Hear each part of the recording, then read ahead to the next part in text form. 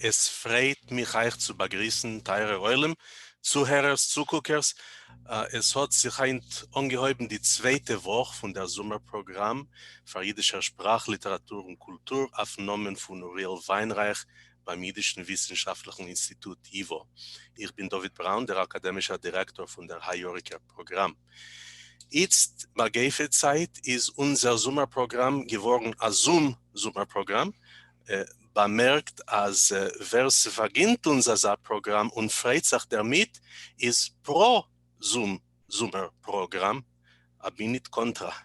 Das seien solche Jechidim wie ihr, teure Reulen, was ihr seid pro Zoom-Sommerprogramm gestimmt und wir danken euch für euer Interesse und für euer Beisein. In die letzten Jahrzehnte benutzt man in verschiedenen Kontexten ein Termin Jiddischland, was ich halt hat nicht gehabt, keine große Verspreitkeit in der Zeit, wenn Arachwesdik Jiddischland hat existiert. Interessant für was und interessant, was ist gewesen die Hasoge von a Jiddischland in jene Zeiten. Auf der Thema wird für uns jetzt referieren Professor Kalman Weiser, auf Englisch heißt ich meine, er heißt Keith Weiser, amol, aber gewöhnlich ist er bekannt wie Kalman Weiser. Und der Titel von seinem Referat ist, wo ist die Hauptstadt von Jiddischland? Nur ein paar Wörter, aber wegen Kalmanen. Kalman ist der Silber Family Professor of Modern Jewish Studies bei York Universität. Hat eine lange Verbindung mit dem Sommerprogramm bei MIVO. Kalman hat sich gelernt mit Jahren zurück in das Sommerprogramm, in avancierten Sprachkurs mit Dr. Mordechai Schechter und Olva Scholem und in avancierten Literaturkurs hier zu lange Jahren bei Shevet Zucker, wo sie lernt mit uns das Jahr euch. Kalman ist allein gewesen ein paar Mal ein Lehrer und ein Schmues-Anführer bei der Sommerprogramm und wir begrüßen ihn sehr herzlich zu seinen kommenden Reden für uns. Ihr werdet hören seine rekordierte Rede. Jetzt noch begrüßen sich mit ihm und dennoch wird entfernen auf eure Fragen, was ihr werdet stellen unter Q&A, die Scheiles und Schuves. Sei gegrüßt. Kalman. Adam.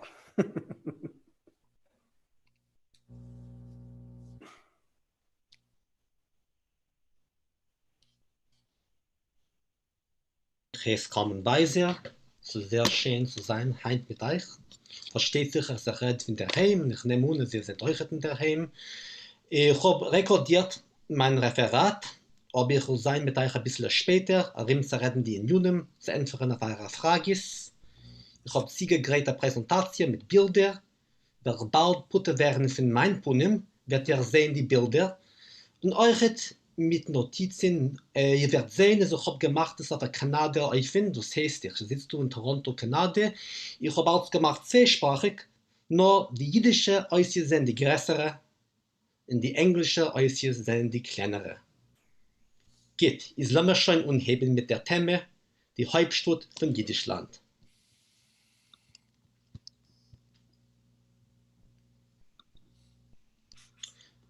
Wie ihr seht, ist du ein Fun. Ich habe öfter einmal gesehen, dass ein Fun, versteht sich, dass ein Fun existiert nicht auf dem Nemes, nicht in der Realität.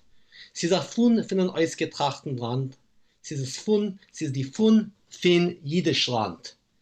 Von einem Volk, das hat nicht kein Land. Das heißt, Jiddischredders, meine ich, haben kein Mensch gehabt, kein Land, kein Maliche, das heißt, wie Jiddisch ist gewesen, die offizielle Sprache. Das ist ein neues getrachter Fund, was ich habe gefunden im Internet. Also man hat ein Programm so wie Duolingo, da haben wir ein Fund für jede Sprache. Also wird einmal werden ein jüdisches Programm auf Duolingo, wird öfter die Fund sein, die Fund für Jiddisch.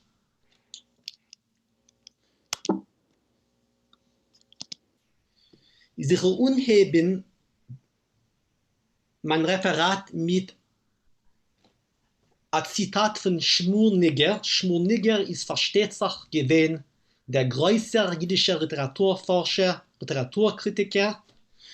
Shmuel Nigger sieht man du ein Bild mit seinen Brüdern, ein berühmter Mischpucher von jüdischen Quartiers. Nigger hat sich geraten von einem Programm in Vilna in 1919, wenn die polnischen Truppen sind rein in der Stadt. Man hat ihn arrestiert, nur man hat ihn zum Glück nicht erschossen und ist weg in Amerika. Und ihr seht du ein Bild, die polnischen Truppen, wenn sie sind erst rein in Vilna, im Frühling 1919. Ihr seht Nigger mit seinen Brüdern. Es lassen wir hören, was hat zu sagen, wegen der Matze von Jiddisch in 1919. Ich zitiere: Der größere und mächtige jüdische Akzenter von Russland ist zerfallen geworden, auf Stücke. Es seien geblieben nur Restlich von ihm, in Ukraine, in Polen und in Litauen und so weiter. Die Restlich seien groß und bedeutendig, der heute in Polen und in Ukraine. Aber zu dem, was es gewesen in Russland, kommt es nicht. Die Frage ist gewesen, wie sollen Vereinigten Juden über Grenzen in den Ozeanen, nachdem, wie es mehr nicht gewesen kann, Russland. Russland, das heißt der Tachima Moishev und die Gegenden darin, Tachima Moishev, in Österreich, das heißt Galicia, ein bisschen Rumänien, das ist gewesen ein jüdisches Land. Ja, nicht offiziell, versteht sich, aber dort haben Juden gelebt in kompakten Massen. Es hat sich dort gemacht in eigenartiger Kultur, dank die verschiedenen Bewegungen, was haben sich gemacht bei Juden, also wie Chassidus, Haskura, Zionism, Folkism, also weiter. Es ist gekommen als so zu der russischen Imperie. Was wird bleiben? Jeden sind wieder einmal zu selten verspreit in neue Länder, abgegrenzt einer von dem zweiten. Es ist öfter aber nicht banale, nur eine dekadente Frage, wenn man redet wegen solcher Kulturthemen in der Zeit von Milchome, es sind gewesen größere Massen Pläten, das haben sich geraten wird. Meistens sind sie weg in die Städte, also die wilden Warsche in der Zeit von der Milchome. Sie sind gewesen traumatisiert, sie sind gewesen Chaos, Hunger, was soll weiter, die gewöhnlichen Probleme von der Milchome-Zeit. Man hat, wie ich habe schon gesagt, man hat abgeschaffen den Tachima Moishe in der Zeit von der Milchome. Man hat vertrieben Jiden in Russland und Giefer, dort, wie sie haben früher nicht getraut leben. Russische Jiden, wie ich habe schon gesagt, sind mehr nicht gewesen in Ganzkeit. Es ist gewesen eine Katastrophe. Noch in der zweiten Zeit, in der Zeit von der deutschen Okkupation, den Polen und Ritter, beschasste Milchome, hatten sehr Sachen aufgetan, was der jüdischen Kultur. Die Deutschen sind gewesen relativ liberal, bescheuert der jüdischen Kultur, und Juden haben aufgebaut weltliche Kulturinstitutionen, also wie weltliche Schulen nach Jiddisch. Man hat euch gehofft auf national-kulturelle Autonomie, also in die neuen Länder, wo es wollen aufstehen nach der Milchome, wird man soft unerkennen Jiden wie ein Volk und geben Jiden Recht auf seine Sprache und seine Kultur, das heißt bei Jiddischisten Jiddisch und bei Terleuchet Hebräisch. Du seht eine Mappe für die neuen Länder, die neuen Mariches in Mitteleuropa nach der Ersten Weltmilchome. Wir werden sich aber konzentrieren auf Polen. Polen im Zentrum der Mappe hat gehabt die größte Zahl Juden in der Zeit zwischen die zwei Milchomes, zwischen die zwei Weltmilchomes, kurz 3 Millionen, ein bisschen mehr wie 3 Millionen Juden. Warschau, versteht sich, ist geworden die Hauptstadt, der politische Zentrum in Polen. Es lassen sich nehmen zu der Thema Jiddischland. Was heißt Jiddischland? Du seht ein Bild, was man hat gemacht, sehr schön humoristisches Bild, ein schön koloriertes Bild. Von die verschiedenen Länder und Kontinenten auf der Welt, wie man redet Jiddisch bis in heutigen Tag. Was man hat schon verstanden und im 20. Jahrhundert ist Jiddisches Tage geworden eine Weltsprache. Zu lieben Migraties und Immigraties. Jiddisch redende Jiden haben mit sich gebracht Jiddisch, wie nur sie sind gefahren. Es sind gewesen Jiddisch redende Kolonien, also zu sagen, in mehreren Europa, also wie in Amerika, durch Amerika, Australien, durch Afrika, Eretz Yisrael, Palästina, also weiter. Aber es ist nicht gewesen kein ein Land, wie Jiddisch ist gewesen die offizielle Sprache. Und im 20. Jahrhundert. In die 20er und 30er Jahren hat man genommen Reden in der Presse, auf wie viel ich habe gesehen, in meiner Forschungen, hat man genommen Reden wegen ein Jiddisch Land. Ein neues getragter Land, ein Begriff. Ein Surrogat für ein nicht übergerissene Territorium in einer souveränen Reiche. Jiddisch ist, versteht sich das Land, weil wir Jiden haben nicht gehabt kein Territorium. Jiddisch ist damals gewesen in der Zeit zwischen die zwei Weltmilchummes eine Weltsprache mit einer 11 Millionen Reders in Mitteleuropa und ihre Kolonien in Gänsenfieslach, also wie in Amerika, Australien und so weiter. Neuer Preluzki hat es bezeichnet wie die Anarchische Republik mit dem Sitzort in Wilna. Er hat bemerkt bei einer JIVO-Konferenz, als der Pen Club, das heißt Poeten, Essayisten, Novellisten, ist organisiert gewesen, organisiert auf einem territorialen Jesod. Es hat nur unerkannt Länder, nicht Sprachen, aber für Jiddisch hat man gemacht eine Ausnahme. Man hat unerkannt Jiddisch als so wie es Wort gewähne Sprache. Der Pfarrer hat es als so bezeichnet, die anarchistische Republik mit dem Sitzort von Wilna. Für was Wilna? Wir werden das bald darin reden.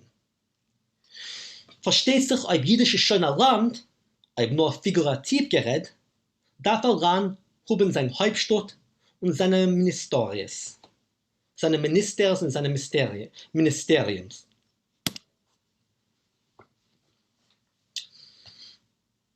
Die meisten Menschen heutzutage, die wissen etwas wegen der jüdischen Kultur, haben gehört von der so geriefenen Wilna Mystik. Als Wilna ist gewesen die Stadt im jüdischen Land. Jiddisch hat dort gehabt, oder besser gesagt, Jiddisch hat man dort geredet besser wie in anderen Orten. Also teilt man.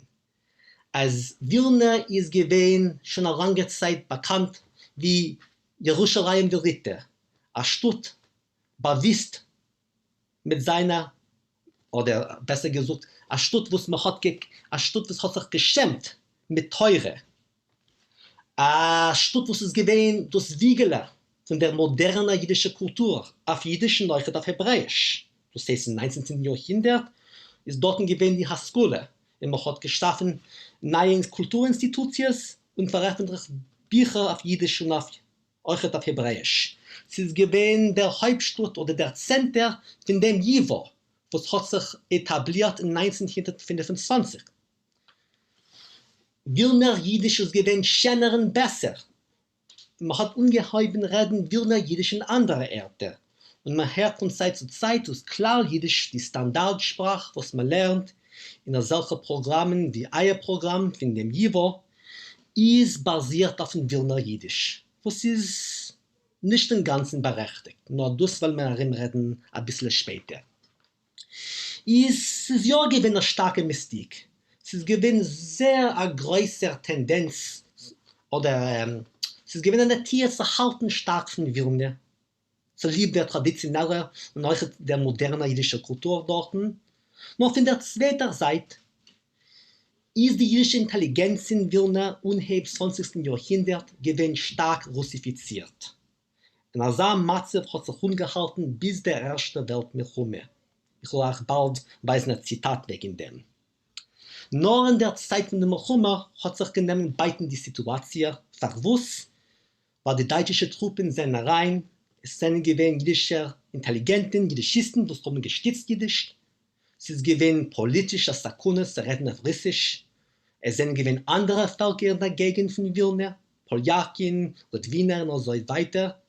Es ist gewesen besser zu stützen Jiddisch wie Russisch. Und es ist geworden möglich zu schaffen, jiddische Kulturinstitutionen auf Jiddisch. Noch eine Sache, was es gedeiht zu der Monin, ist, als bis 1922 ist die politische Zukunft von Vilna gewesen nicht klar. Man hat sich gerissen, man hat sich geschlagen, die verschiedenen Armeen von verschiedenen Völkern. Wer soll sein die Balabaten von der Stadt? Nur in 1922 ist geworden klar, als Vilna ist Tage eine Stadt in Polen, in der neuen Polnischen Republik. Vilna ist abgeschnitten geworden von ihr litwischen Hinterland. Das heißt, die Territorien von Kovna-Liter, von die Litvakis, ihre Brüder und Schwestern, in die Kulturressourcen, wo sind gewesen in jenen Territorien. Was seht ihr du, Agiv? Ihr seht du ein Bild von dem Vilna Gaon, traditioneller Jiddischkeit, die Verkörperung von traditioneller Jiddischkeit, von der Tugzeitung, der Tug, und auch von den Aspiranten von dem Jivo, und auch andere, die sind gewesen tätig in dem Jivo. Ich sehe unheben, nicht unheben, ich habe schon ungeheben, ich reiche 4 längere Zitate wegen dem Matzef von Jiddisch in Vilna, unheb 20. Jahrhundert. Das ist ein Zitat von der Zeitung. Wenn ihr geht in die Vilna Gassen und hört, wie Jiden martern sich nebach, zu reden auf ein zerbrochenem Russisch, könnt ihr erwarten meinen, als die Jiden von Vilna, der Mocker von dem Emerson-litwischen Jargon, haben Feind sehr Sprach, auf welcher sie reden mehr nicht zwischen sich, mit dem eigenen Weib, wenn die Kinder hören nicht. Worum? Es ist doch ein Harpe, a Führer für der Bonner zu reden, auf Zimisloschen. Ja, das heißt, jüdische Intelligenten sind gegangen in die russische Schulen in Vilna, also wie Tzemach Shabbat, ihr seht ein Bild mit Max Weinreich mit seinem Weib Regina, Reginas Mischpucher, der Mann auf rechts, der ältere Mann ist Tzemach Shabbat, ein Doktor, später geworden ein größer Krautier, Folkist in Vilna. Er ist gegangen in russischsprachige Schulen. Noch später, zusammen mit anderen Intelligenten, ist er rüber oder zurück auf sein Mammeruschen Jiddisch. Nun, das ist ein verspreiter Phänomen. Jüdische Intelligenten im 20. Jahrhundert haben sehr oft gekannt Jiddisch. Man hat das geredet daheim, einmal mit dem Weib oder mit der Bube, man hat es gehört wie Kinder, man ist ausgewachsen mit der Sprache. Nur man ist geworden gebildet, man ist gegangen in der Schule, geworden ein Doktor, so weiter, ist man geworden ein Russischreder. Wenn Ab Khan, der Redakteur von Vorwärts in Amerika, ist zurückgefahren in Vilna, sein Heimstadt, nach der Ersten Weltkrieg, hat er nur geredet Russisch, hat schon unheb, mit älteren Jiden, weil so ist gewesen der Steiger. Es ist ihm gewesen nach Jiddisch, wir können sich ausdrücken mit allem auf Jiddisch, oder kimat allem auf Jiddisch. Es ist mehr nicht gewesen, als Jiddisch ist nur die Sprache von die niedrigste, die urmste oder nicht gebildete Schichten in Vilna. Azam Matzev hat sich genommen beiden, schon in der Zeit von der Ersten Weltkrieg, und es geworden, hat sich ausgebreitet und verspreit in der Zeit zwischen die 2 Weltkriege. In der Presse ist gewesen Azam in Konkurrenz in die 20er und 30er Jahren. Wie ist die Hauptstadt von Jiddisch? Welche Stadt hat die Hegemonie über der jiddischen Sprache und Kultur? Es sind gewesen etliche Kandidaten, Berlin, Kiew, New York, Warschau, Vilna sind gewesen die Hauptkandidaten. Nur es ist sehr gier geworden klar, als nur Vilna und Warschau sind die ämstige Kandidaten. Ich reiche erklären ein bisschen was. Ist lassen unheben mit Berlin. Berlin ist, versteht sich nicht gewinnt, kein traditioneller Center von der jüdischen Sprache und Kultur. Deutsche Jiden haben dort geredet. Deutsch ist unheben 20. Jahrhundert. Nur nach der Ersten Weltkrieg ist gewesen ein größer Zielstrom von jüdisch redenden Intelligenten von Russland, also wie Shimon Dubnov, Max Weinreich, David Bergerson. Dort in Weimarer Deutschland ist gewesen eine große Inflation. Es ist gewesen sehr billig zu veröffentlichen Bücher. Als Sachverlagen sind gewesen. Aber jüdische Intelligenten sind meistens zurückgefahren in Mitteleuropa nach etlichen Jahren. Sie haben gebankt nach Mitteleuropa, weil dort ist bei ihm gewesen das Volk. Das jüdisch redende, das mitteleuropäische, das jüdische mitteleuropäische Volk. Kiew ist gewesen ein anderer Mindset. Kiew ist, versteht sich schon lange gewesen als Center von der jüdischen Kultur.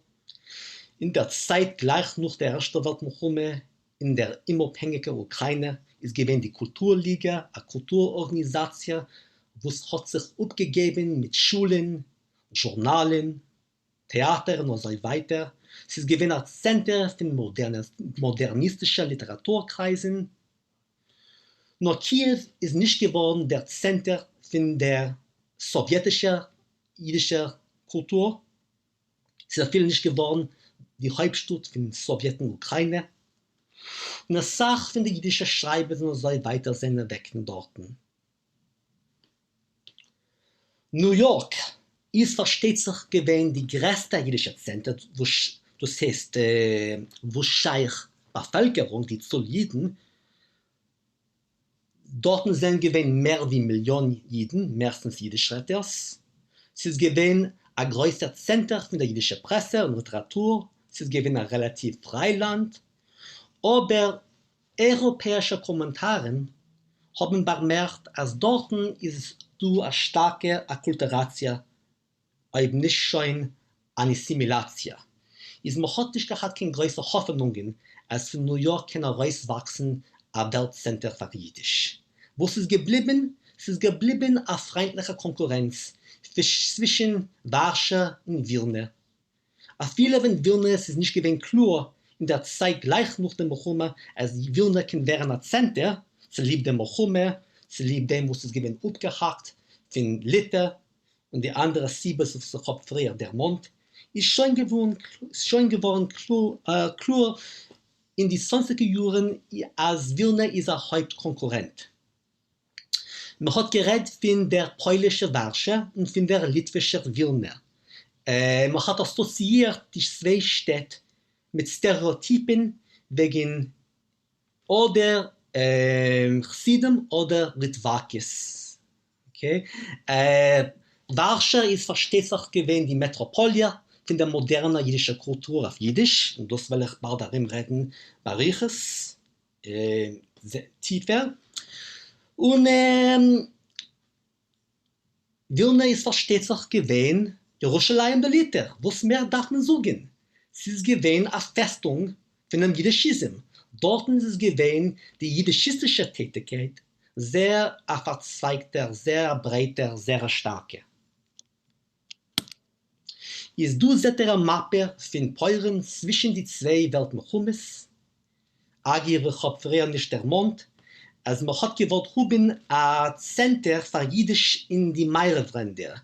Wie nur als die Distanz zwischen Ratenverband in Peuren, ich meine nicht geografisch, ich meine nur politisch, als die Reibungen zwischen die zwei Ländern sind geworden größer, es ist geworden schwer, unzuhalten Kontakten zwischen Jiddischforschers in Kiew, in Minsk und so weiter und in Wilna, hatten verstanden, dass man darf haben eine Hauptstadt oder ein Center für die Meirewdiker Länder, wo soll sein unabhängig von einem Center im Ratenverband. Ist faktisch, reden wir über Konkurrenz in die Meirewländer und die Meirewländer bei uns heißt Polen. Ist du seht der Polen, ihr seht, wie Wilna ist auf der Peripherie von der neuen Polnischen Republik. sehr nun versteht sich, dass sie der unabhängige Litter, abgeschnitten von Russland, abgeschnitten von Ritter. Und ihr seht es Warschau, die kosmopolitische Hauptstadt von Land, ist im Center. Es sind gewesen unerschütterliche Berichte in der jüdischen Presse in die 20er und 30er Jahren wegen der Masse von Jiddisch in der ganzen Welt. Nur meistens haben sie sich konzentriert auf Warschau und Wilna. Ich rief das Untappen dem Däufig, also wie bei Kranken. Upmessen dem Puls heißt es. Man hat gewollt Untappen dem Däufig von der modernen jüdischen Kultur und Sprache. Die Kommentare, die Bemerkungen, die Berichten sind sehr oft gewesen, tendenziös, parteiisch. Jeder Stadt Warschau und Wilna hat gehabt seine Gegners und seine Stitzers, oder besser gesagt, ihre Gegners und ihre Stitzers. Aber die Berichte sind sehr oft äußert anpläckerisch, ersehen du von Zeit zu Zeit tiefe Einsichten in sie.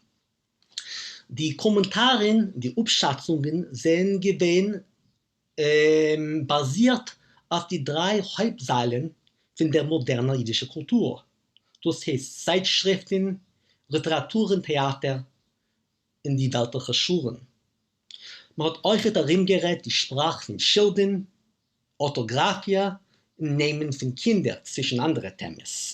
Was meine ich damit?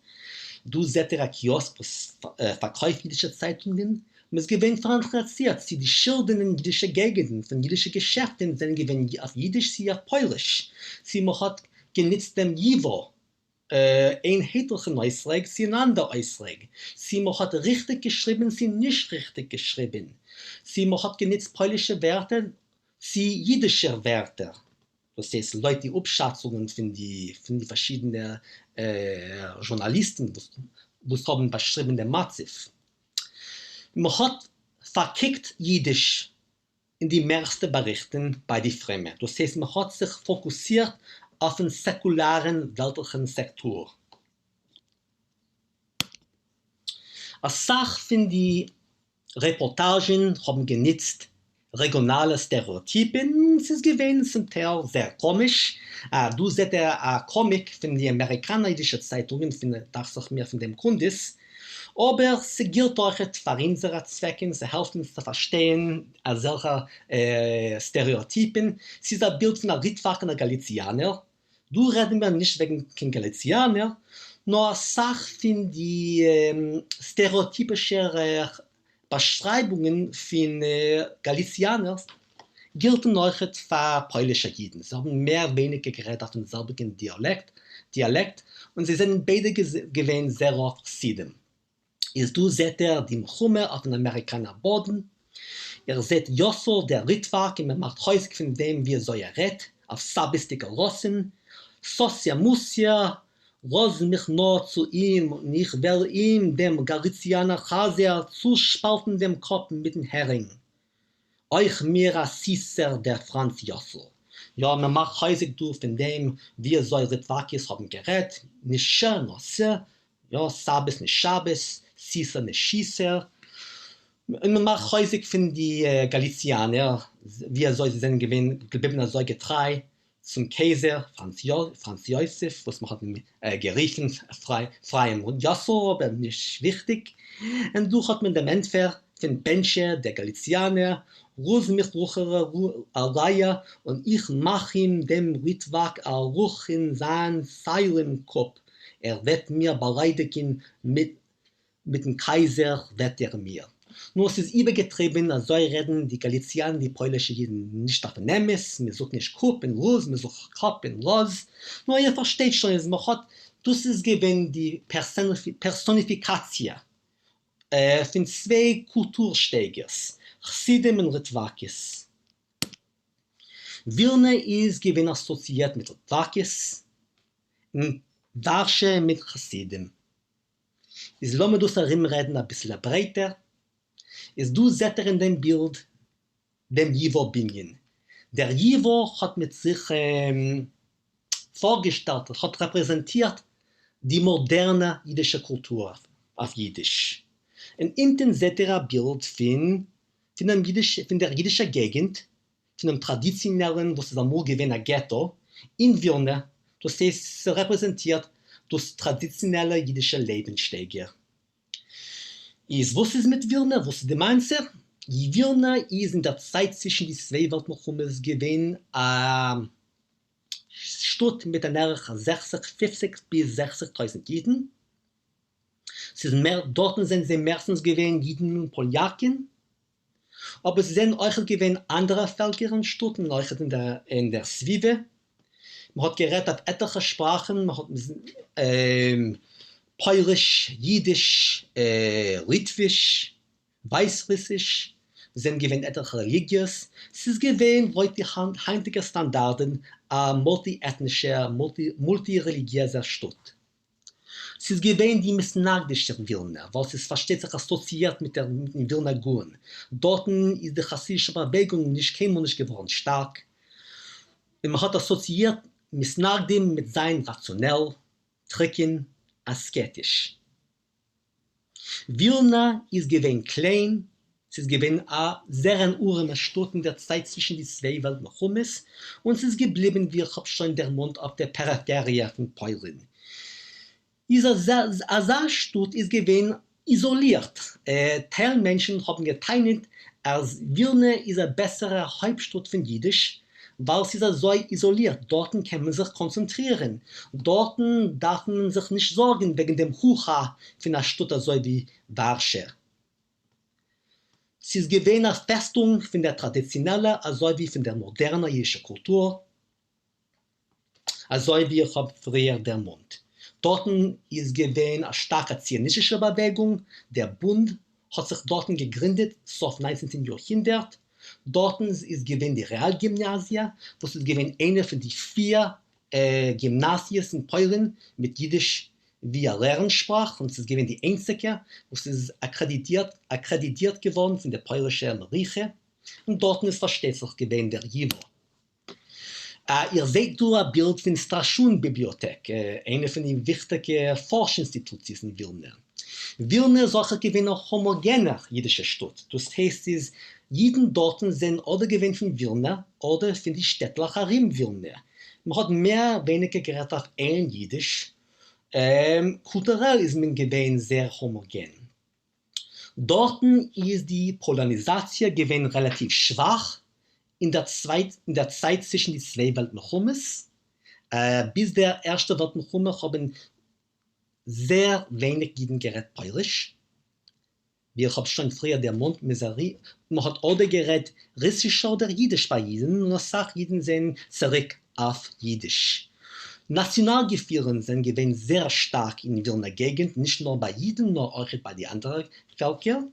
Jiden sind gewesen ein Volk dort zwischen anderen Völkern. Jüdische und hebräische Schulen sind dort gewesen populär. Sie sind gewesen sehr populär in Vilna, in der Zwiebel Rim Vilna. Es ist mehr populär wie in Zentralpolen. Vilna Jiddisch hat gehabt Hashem. Es ist Vilna Jiden, und Puchs Intelligenten, haben genommen Reden auf mehr klar Jiddisch, aufgehört zu sagen so und statt so. Genommen nicht neue literarische Wörter.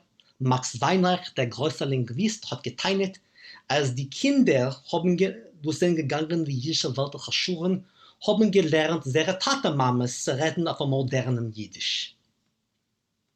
Zu solchen in der zweiten Seite gewesen eine Meure in Vilna für Warschau. Weil Warschau ist gewesen ein sehr Krach, ein sehr demografischer, ökonomischer und politischer Zentrum von der neuen Polnischen Republik. Kommentaren haben bemerkt, als man hebt zu imitieren, noch zu machen, die Kultur in dem Lebenssteiger in Warschau. Und die meisten haben das nicht gehalten für sehr positiv. Sollen wir reden wegen Warschau im Vergleich? In Warschau sind nicht sehr lange Zeit sind nicht gewesen keine Sachjiden in Warschau, weil Jiden haben dort nicht getraut weinen. Aber schon in der zweiten Hälfte des 19. Jahrhunderts ist gewachsen die Zahl Jiden sehr stark wie auf Häfen. Es ist geworden ein jüdischer Center. Und es ist geworden ein chassidischer Center. Als chassidische Rabbunim sind gewesen in Warschau mit sehr Chassidim, versteht sich. Ihr seht ein Bild von Muschel der Gerer-Rebbe. Man hat es charakterisiert so, wie man charakterisiert Chassidim. Es ist gewesen eine lebendige Stadt. Als die Menschen dort sind gewesen sehr emotionell. Als man ist gewesen abgelassen, nicht überrein. Man hat sich nicht gesorgt wegen kleiner Brotem.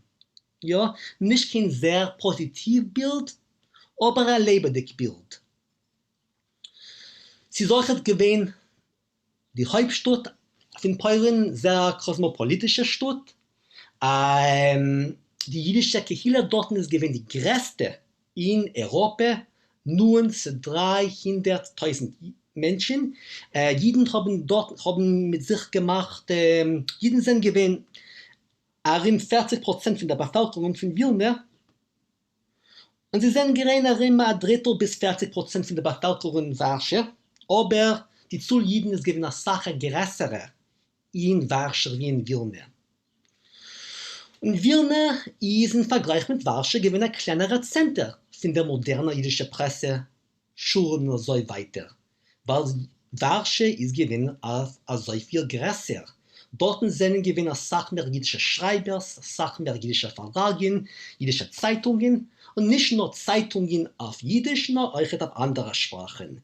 Man hat sich gegräßt in Vilna zwischen den Jüdischen, als es nicht gewesen ein Zeitung auf Polisch bei Jiden in Vilna, nur man hat gehabt solche in Warschau. Man hat gehabt etliche Sprachen. Es ist nicht gewesen so homogen. Jiden in Warschau sind gekommen nicht nur von der Zwiebel, sondern auch von anderen Orten in der gewesenen russischen Imperie. Wir pflegen mal lachen von der so geriefenen Litwakis. In Warschau pflegen wir sagen, dass jeder Reiner, wo stammt nicht von Warschau, ist ein Litwak. Reingerechnet Jiden von Ukrainer. Jeder Reiner, der es nicht gerät auf der Zentraljiddisch, auf der polnischen Jiddisch, ist gewesen ein Litwak. Versteht sich, dass es übergetrieben, aber es ist ja gewesen ein Phänomen, als sehr Sache Jiden von anderen Orten in der russischen Imperie sind weg in Warschau, Sof 19. und 20. Jahrhundert, und sie haben dort gespielt sehr wichtige Rolle in der Etablierung, in der Gründung von der modernen jüdischen Kultur, von Institutionen also wie die Presse, Zeitungen also wie Momenten Heint. Als Sachen jüdische Schreiber zu den Zeitungen, nicht nur die Redaktoren und die Kapitalisten sind gewinner solcher Litwakis in Gänsenfieselach. Wo seht ihr du ein Bild, achitzt dem Geren Reben? Seht du die Legitimatia von Barshefes Singer, der größte Ballettrist. Ist gewesen sozusagen Legitimatia von der jüdischen Journalistenverein, Schreiber im Journalistenverein, Tromatzki 13 in Warschau. In einem seht Bild von akkulturierten, polnisch redenden Jiden. Ja, Jiden haben gelebt in Warschau mit mehr wie ein Sprach. Als Sache mehr wie in Vilna.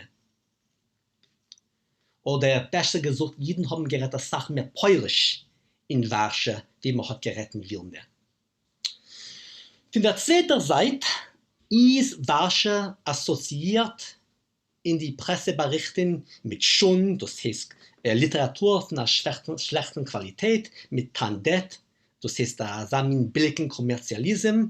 Also man hat veröffentlicht Abivus, kedei zu verdienen Geld dort. Und die literarische Geschmacken sind gewesen mehr sophistikiert, mehr kultiviert in Vilna.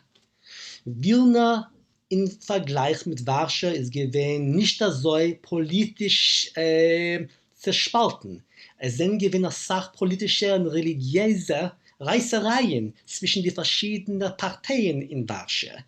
Und man hat sie verglichen mit chassidischen Häfen, als die Bolchowaner, die Medemjaner und so weiter, also wie die Gerer und die anderen chassidischen Gruppen haben sich gerissen. Es ist auch eine starke Opposition zum Jüdischismus in Warschau. Nicht nur bei Chassidim, was haben das gehalten für Puzzle-Treff, zu lieb dem, was es gewinnt weltlich, nur auch bei den Assimilatoren, das heißt Jiden, was haben sich gehalten für Poljaken, was sehr Religie ist Jüdischkeit, und haben gewollt werden ein Teil vom polnischen Volk. Man hat auch sich beklugt auf den Schmenderkism in Warschau. Das heißt, dass dort ist gewinnt eine Presse, eine jüdische Presse auf Polnisch. Und man hat das geriefen als Schmendrick-Presse bei den Jüdischisten. Man hat sich beklugt als Schmendrikes, das versteht sich von dem Namen von der Literatur, von Sveikuni Lemo Schmendrik. Also ein Schmendrik ist ein Snob, es ist ein Jid, was redet Jiddisch, nur will sich machen für ein Poljak. Will reden auf Polnisch, weil es ist eine schönere, eine bessere Sprache, nur redet zerbrochene oder sie redet auf ein zerbrochenen Polnisch. Was meint das? Das meint es, man hat beschrieben die starke Polonisation in Warschau, nicht nur in Warschau, sondern auch in Łódź, in anderen Orten in Zentralpolen, im Vergleich mit Wilna, in der Wilna Umgegend, Wilna Zwiebel. Als Sache mehr Kinder sind gegangen in die polnische Volksschulen in Warschau, wie in Wilna. Und Jiddisch in Warschau, man hat geredet auf polnischen Jiddisch, was sehr Menschen haben gehalten, war sehr nicht schön, sehr primitiv, sehr nicht kultiviert. Du Zeteragi war Bild von Nash Pszeglon in der Tribune, eine von den polnischen jüdischen nationalen Tagzeitungen. Man hat es gehalten für eine Schmendrick-Tribune. Versteht sich, die Jüdischisten haben es sehr nicht lieb gehabt. Neubin seht ihr die verschiedenen Vertreter von den verschiedenen jüdischen Parteien, die sind gewesen in Sejm, in dem polnischen Parlament. Die Zeit wird sich bald endigen, ich will Briefe machen als ein Verhakel von alles, was ich habe schon gesagt. Man sieht, dass in der Zeit zwischen die zwei Weltmilchummes ist die Polonisation zum stärksten gewesen in Zentralpolen und auch in Galizien. Ich habe nicht darin geredet in Sachen Galizien, aber dort in euch ist Polonisation gewesen starker. Nur es ist zum schwachsten gewesen in die Kressen. Das heißt, die Gegenden in Sufen Mizrach-Polen, also wie Wilna, und auf Mizrach von Polen, dort wie die Bevölkerung ist gewesen ausgemischt. Jiden, Poljaken, Ukrainer, wo es soll nicht sein. Noch dort wie Polnisch ist gewesen die dominante Sprache, ethnisch gerät sind Poljaken sie gewesen, Leute dazu, die dominante Gruppe, ist die Akkulturation oder Assimilation gewesen eine stärkere und es ist gewesen eine schwachere, dort wie Jiden sind gewesen, ausgemischt zwischen etlichen Völkern. Also wie in Wilna. Nur man hat sehr wie gesehen, als die Polonisation ist gewachsen, speziell beim Jingendorf, a viele in Wilna. Besucher, Menschen, die sind gekommen in Wilna von anderen Orten, haben bemerkt in die 20er und 30er Jahren, als man hört Jiddisch, man hört Polnisch bei jungen Menschen, bei jungen Leuten. Und das ist nur geworden stärker mit der Zeit, als ein Phänomen. Aber es ist fortgewesen als Sache schwache in Wilna, als eine Polonisation-Tendenz wie in Warschau. Es ist gewesen eine bäuliche Präferenz für Polnisch beim zielwachsenden Dorf in Warschau. Funktions verbinden mit dem Sprache und auch mit dem traditionellen jüdischen Lebenssteiger. Das heißt, Kinder sind gegangen in die polnische Volksschulen, man hat sich dort ausgelernt Polnisch, man hat gelernt das Sache Bücher Polnisch, man hat es gehalten für höflich und schön, aber in der Heim hat man sehr oft geredet Jiddisch mit den Älteren, mit Bubelseder und so weiter. Und versteht sich, als man ist gegangen in Davenen, in Schiel, oder man hat gelernt in Yeshiva, hat man geredet auf Jiddisch. Jiddisch ist gewinn assoziiert mit die fremdsten und die urmsten Schichten bei Jiden. Jiden, die haben gewollt rein in Mittelschicht, haben sich sehr oft polonisiert. Man versteht sich, als der Jiddischism hat gewollt, aufstellen. Aber das Phänomen ist gewinn starke. Der Historiker Ezra Mendelssohn hat es bezeichnet als wie Akkulturatie und Integratie. Damit hat gemeint, als Jiden haben sich stark akkulturiert. Nicht alle,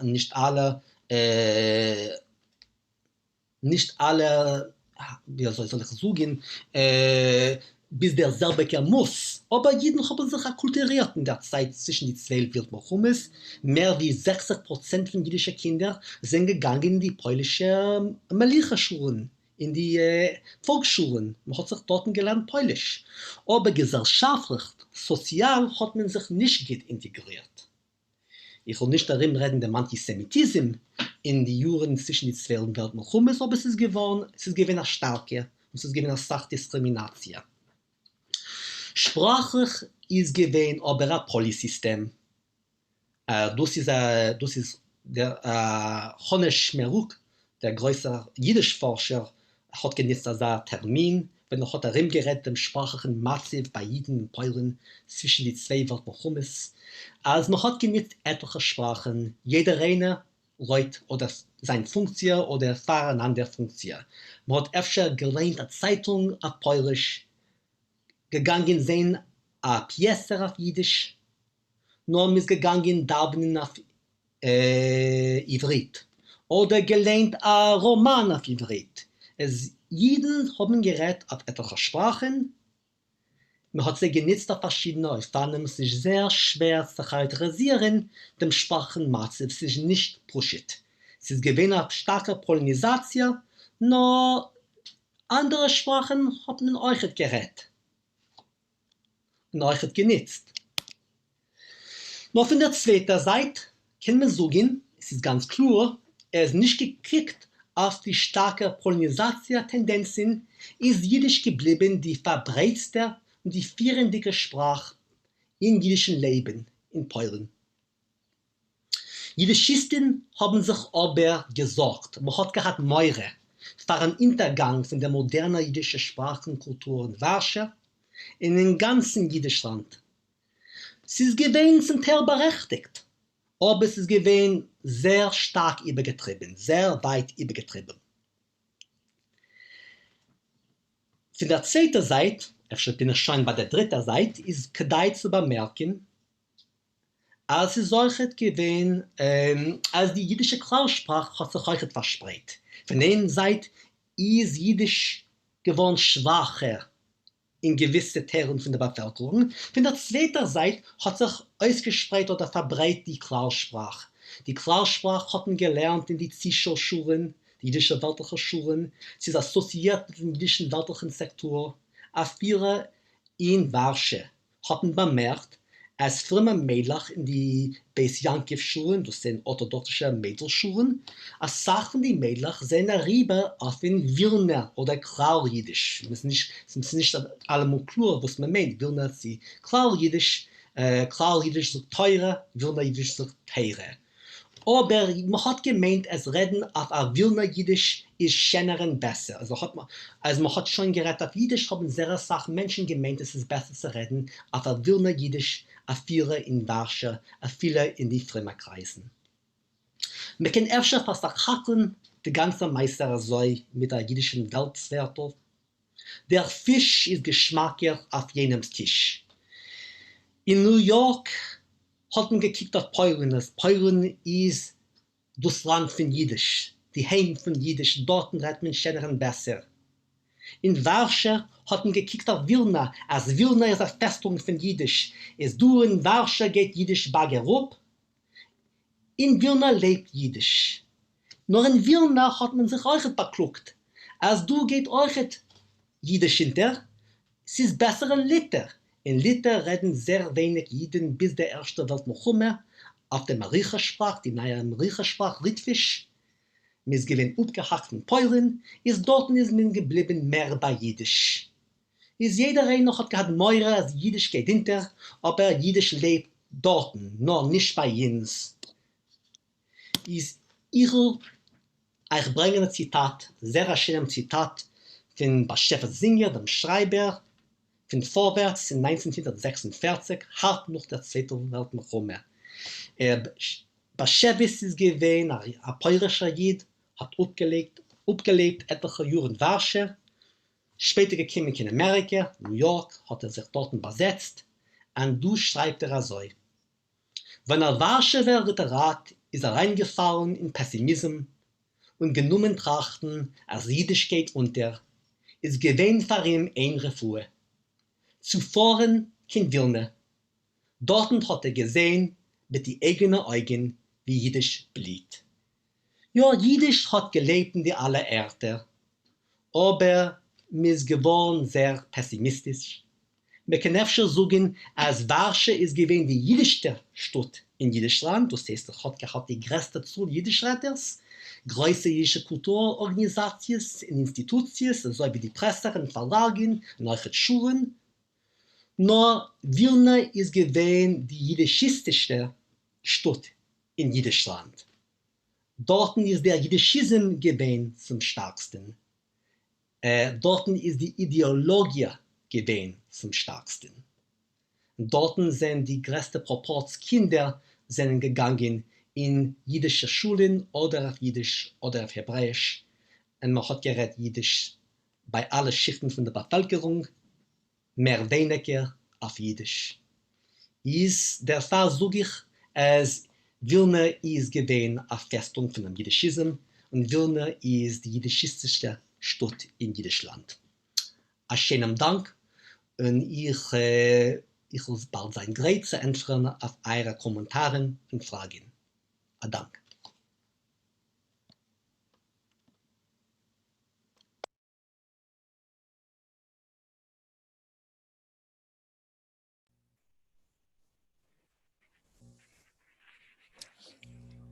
Dank, Kalman.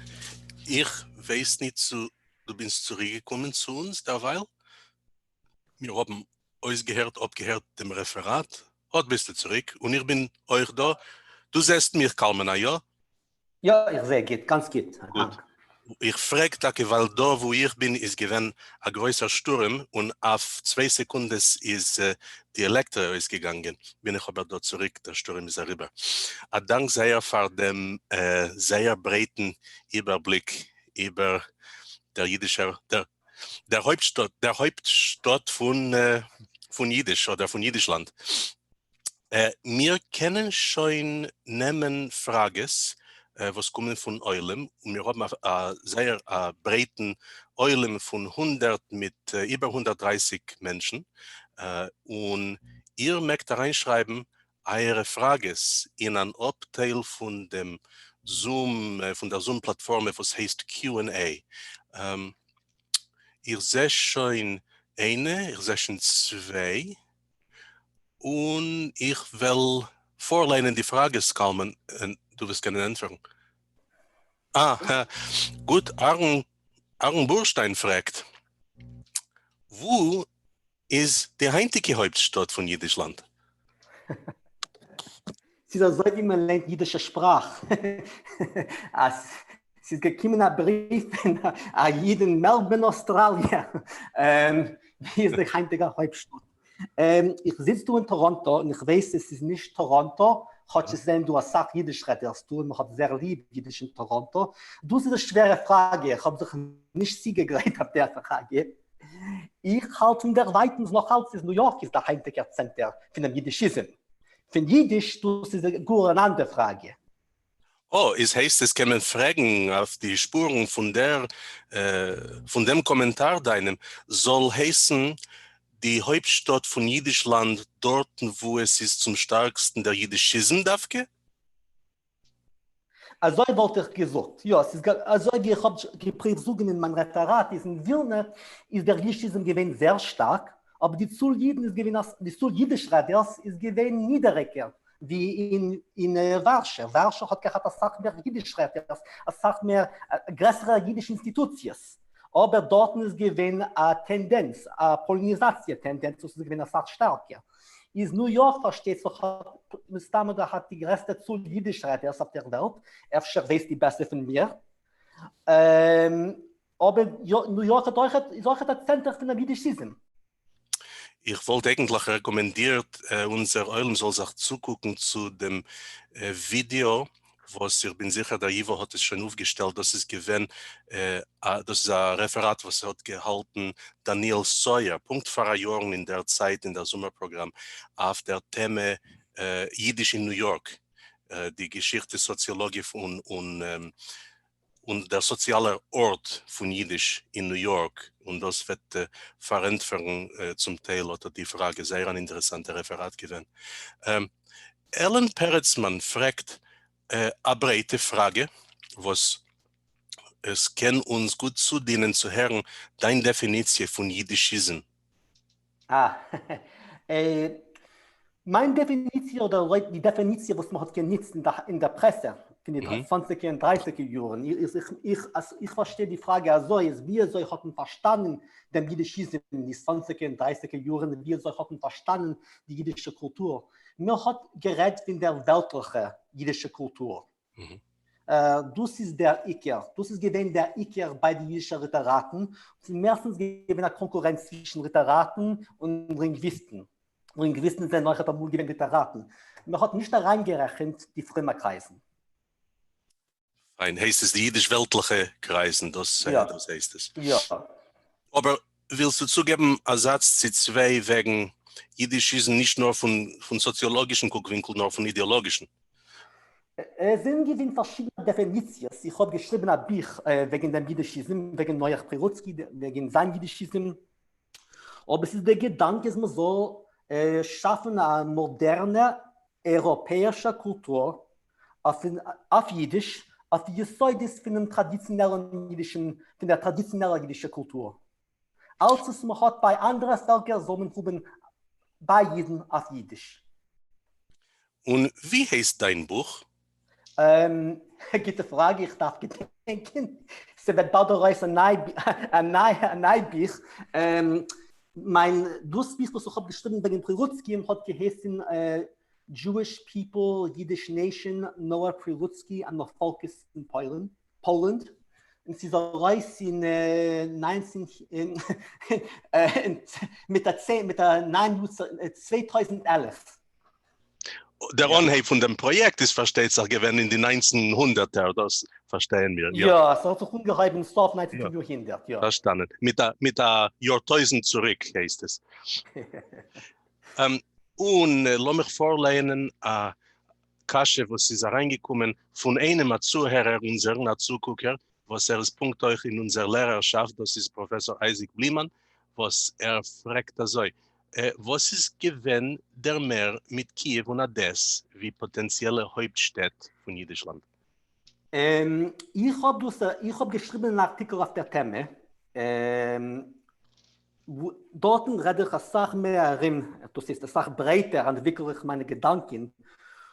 Aber politisch ist gewesen ein Problem, wo Kharkiv ist geworden der Hauptstadt von der sowjetischen Ukraine.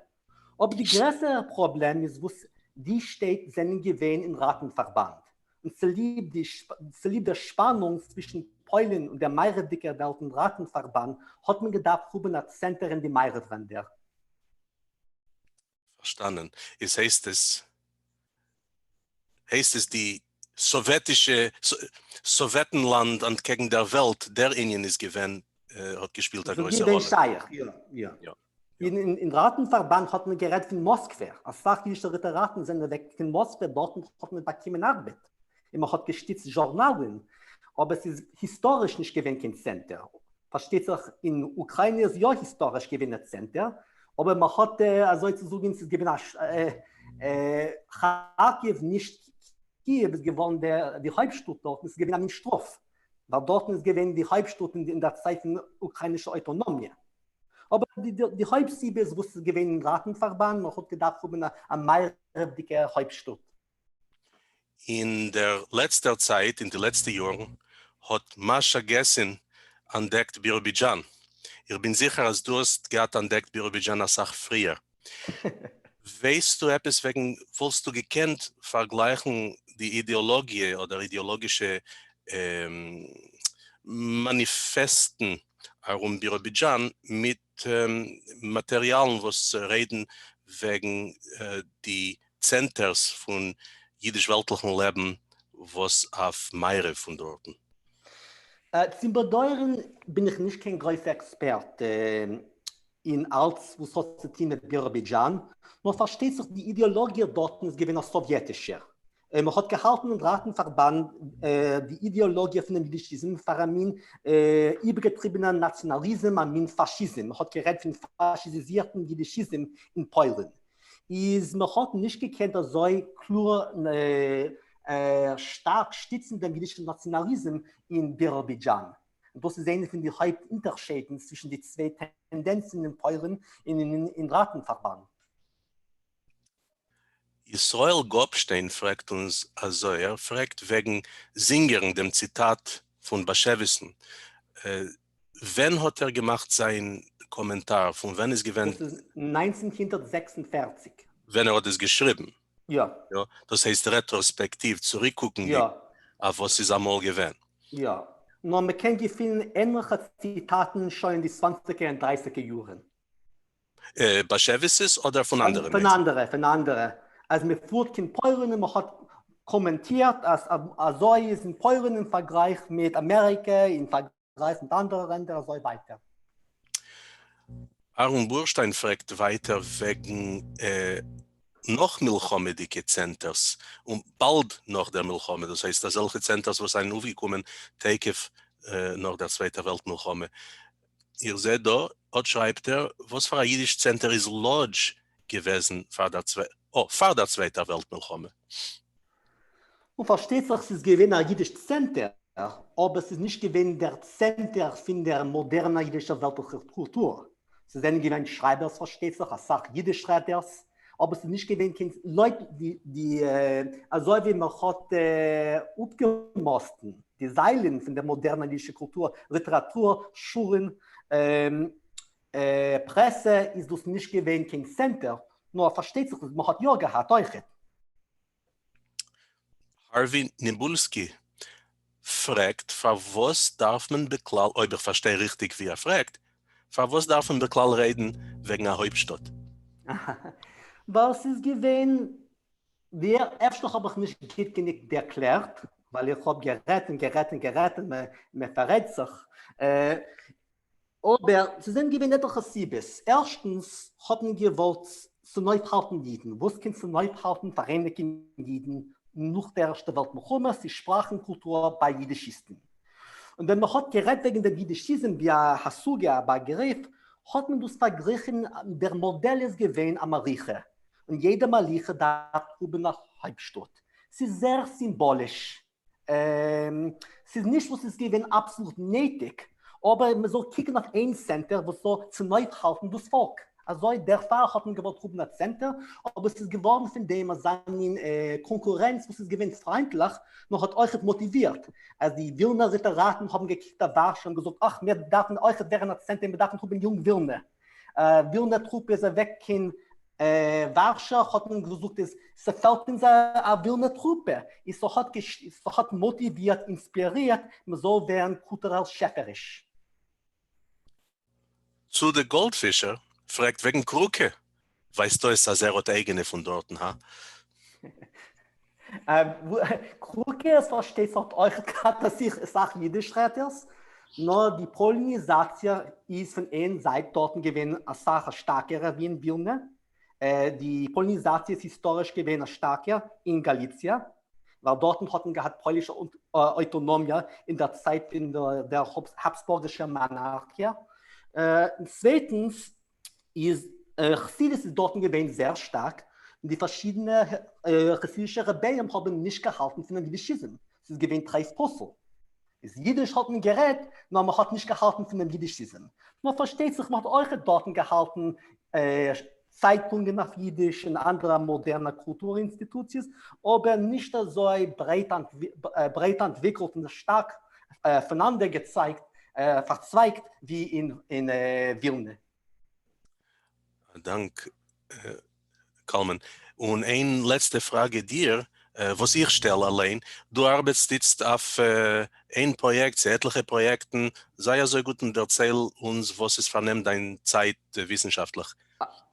Jetzt erziehen meine Kinder. Das Ja. ist mein hauptwissenschaftliches Projekt. Ja. Wir haben gewollt reden mit euch. Ich habe sie gesagt, es ist nicht die passende Zeit. Es wird bald auch ein Artikel, wo ich habe geschrieben wegen jüdischen Namen in Polen, wegen verschiedenen Debatten, was heißt das jüdische Namen, von Sof 19. Jahrhundert bis der Zweite Weltkrieg. Aber mein Hauptprojekt ist, ich schreibe ein Buch wegen der Beziehungen zwischen Max Weinreichen und Schleimer Birnbäumen, zwei größte, laut meiner Meinung, die zwei größten Jiddisch-Forscher im 20. Jahrhundert. Und so nehmt euch da rein, ein größer Teil von dem Buch ist der Beziehungen zu Jiddisch-Forschern in Deutschland, wo sind geworden Nazis.